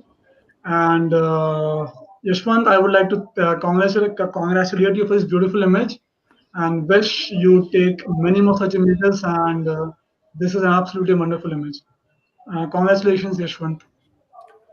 Congratulations, Yashwant, on a lovely image which deserved the top award in the section of birds. I hope you'll enjoy this. The certificates will be reaching you soon. Thank you, Praveen. Let me take a moment just to flash all the images who have won awards over the last week. So, in fact, we had, like, we all know we had three categories: animals, birds, and macro section. And I'll go through them one by one with the certificate and the photograph that certificate was awarded for. So this is from Arun Kumar NK, first place in the section animals for elephant dust. One second. This was the image that got him the award. We saw this yesterday. The second place in the animal section goes to Brothers in Arms by our own Doc Ranganath C. This is the image that, again, an amazing shot of two tigers playing, and either playing or fighting. I'm not so sure. But again, the action that was captured here is phenomenal. The third place again goes to our own Manju Mohan for the picture Rhino in Habitat. This was taken obviously in Kaziranga, and the composition of the image and the placement of the elements is phenomenal. No wonder this deserved an award. Now, moving on to the birds section. The first one, as we just saw a couple of moments ago, goes to Yashwant for the picture, for the image claw power. That surely is a power. I think, once you look at the full screen, you'll realize, the kind of grip that the bird has on its prey. The second prize goes to Anantamurthy for Indian eagle owl in flight. I mean, it's a tongue twister. So this is again an amazing picture of a bird. I mean, an owl in flight, which not many of us have, if I'm correct. Congratulations, Anant. I mean, the eye contact here is absolutely to die for. The third place goes to Vardhanayaka TP for his image "Fight in the Air." Again, an exquisite image with the background blurred, and all in all, a lovely, lovely image for this category. Now, moving on to the macro section, we all know who the first prize winner was. Saevus. This is our own Anaga Mohan. She's our youngest member in YPS. She's a junior associate, and she has an amazing finger to take some fantastic photographs. This is Anaga's image, which won the first place in the macro section. The second place goes to Arjun Harith. Arjun for the image green lynx eating a termite. Again, knowing Arjun and knowing the kind of images he shoots, not only does he shoot, he plans his photographs exquisitely. I mean, considering the lighting, the flash, the use of flash, augmented flash, multiple flashes, this is truly an amazing picture. This is a portrait shot, but because it has a black background, it looks like a beautiful landscape shot. Congratulations once again, Arjun. And the last image in our series goes to Amit Kiran Meneses, who is a nurse, and who's fighting the fight on COVID on the front lines. Thank you for doing that, Amit. We really appreciate that. And the image that got you this award is a lacewing larvae. We know how difficult it is for you to shoot the shot, but nonetheless, it is a beautiful image. So, congratulations to all nine of you. So, with that, I would like to hand over the microphone to Satish to uh, put together the valedictory statement and a vote of thanks. Satish, it's over to you. Good evening and namaskara to everybody. In fact, that was a fantastic presentation by Mr. Praveen Purohit. In fact, the knowledge that he has shared on Himalayan terrain and how difficult terrain he has shot such a lovely birds and animals and beautiful landscapes, but mesmerizing images that we have seen. And without any hesitation, he has shown beautiful pictures and locations that he has shot, because most of the people, they secretively keep the locations. And Praveen Purohit is such a person, because the Himalayas makes a person very humble. So such a humble person, Mr. Praveen, and we would like to take a, wildlife tour with you, and let us see what best Definitely, it lies in the future. definitely, So, sir, friends, definitely. yeah, thank you, Praveen. So, friends, all the viewers, members, and guests, thank you all for being with us for the whole week. And I am sure that all the presenters who have shared their immense knowledge on wildlife, in fact, we also learnt a lot with their knowledge sharing. In fact, that was a wonderful week we had this year. And uh, all the presenters, right from the day one, from Ratika Ramaswamy till today, Praveen Purohit, Mr. Mohan Thomas, Mr. Yashwant Rathore, Mr. Avinash Kemka, Mr. Girish Gowda, Mr. Sachin Rai, and today Praveen Purohit. Thank you all for such a wonderful presentation and such a wonderful images that you all showed us. Also, we would like to thank the juries for our wildlife contest. All the juries have taken their precious time out of their busy schedule, and Sachin Rai and Uday Hegde and Praveen Mohandas, who have judged animal categories. And for the bird section, we had Vinay Parelkar, A.K. Raju, and Avinash Kemka as juries. And for macro, we had Mr. Hayat Muhammad, uh, Mr. Girish Gowda, and Mr. Gautam Ramesh as juries. They did a fantastic job and selected some of the very wonderful images as prizes. And particularly thanks all the participants who have participated in our wildlife contest. In fact, the whole executive committee members, we are striving so hard to get to give you something for the members. But members, even in spite of having 700 plus members in YPS, they are not utilizing anything. You have been seeing how much work we have been doing, all the team members and executive committee members from past many days, to see this wildlife week successful. And you people have just out of 700 people, only 48 people have participated. It shows what interest you have got in this contest. But anyway, at least for those 48 participants, we thank you so much, and congratulations all the winners.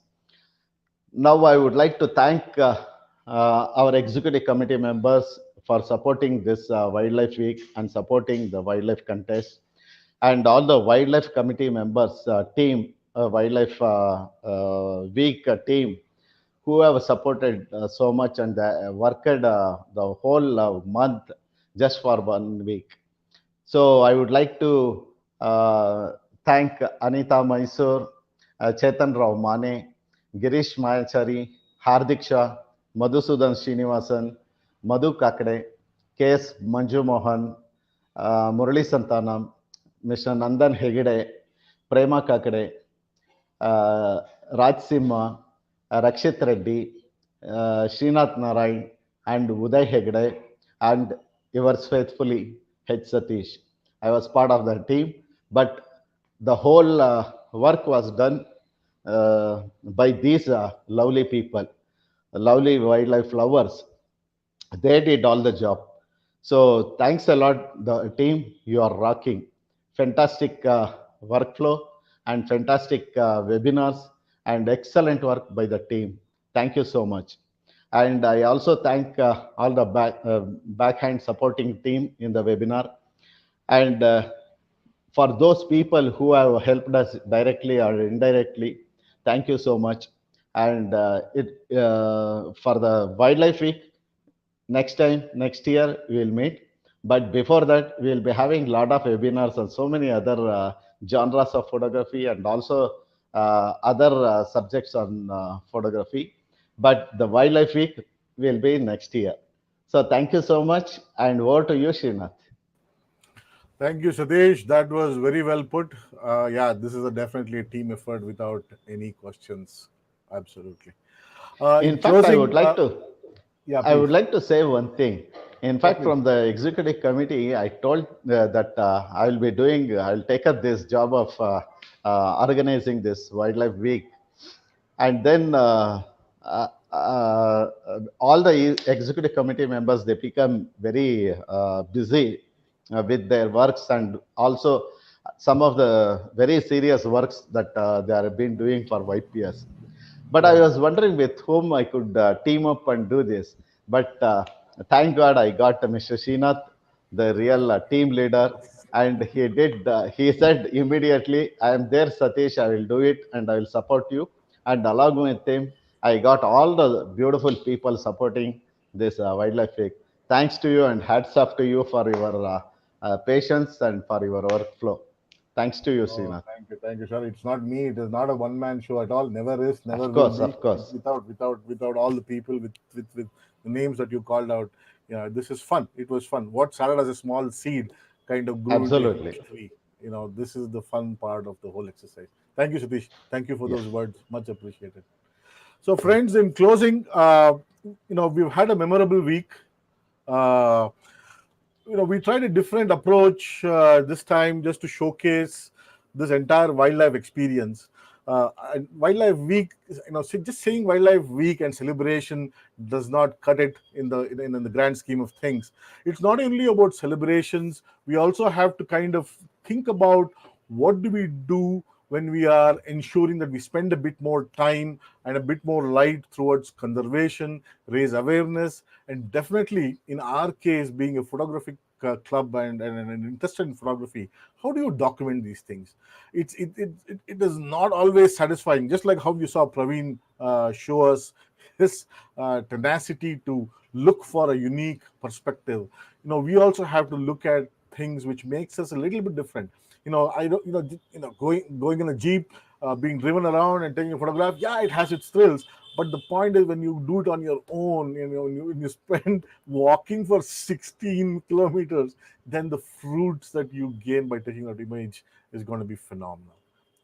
But when we talk about wildlife, we should care, we should raise awareness, and definitely we should keep photographing whatever we can to share it with other people, right? So for this year, we would like to say goodbye, au revoir, and we will see you all again next year as part of Wildlife Week 2021. But before we say goodbye, again, a couple of things that we want to share with you for what is coming up this weekend. We have Mr. Ashok Mansoor, who will talk about, you know, his visual stories, like I've been talking in the last couple of days. His images, his landscapes are mesmerizing. They just take you right into the frame, and it is worth your while to come and watch this on Sunday at 5:30. For the remaining episodes throughout the next couple of months, stay tuned to have more exciting stories, more exciting and interesting topics, and see you all on the airwaves soon. Sayonara, good night, and God bless. Stay safe. Bye bye.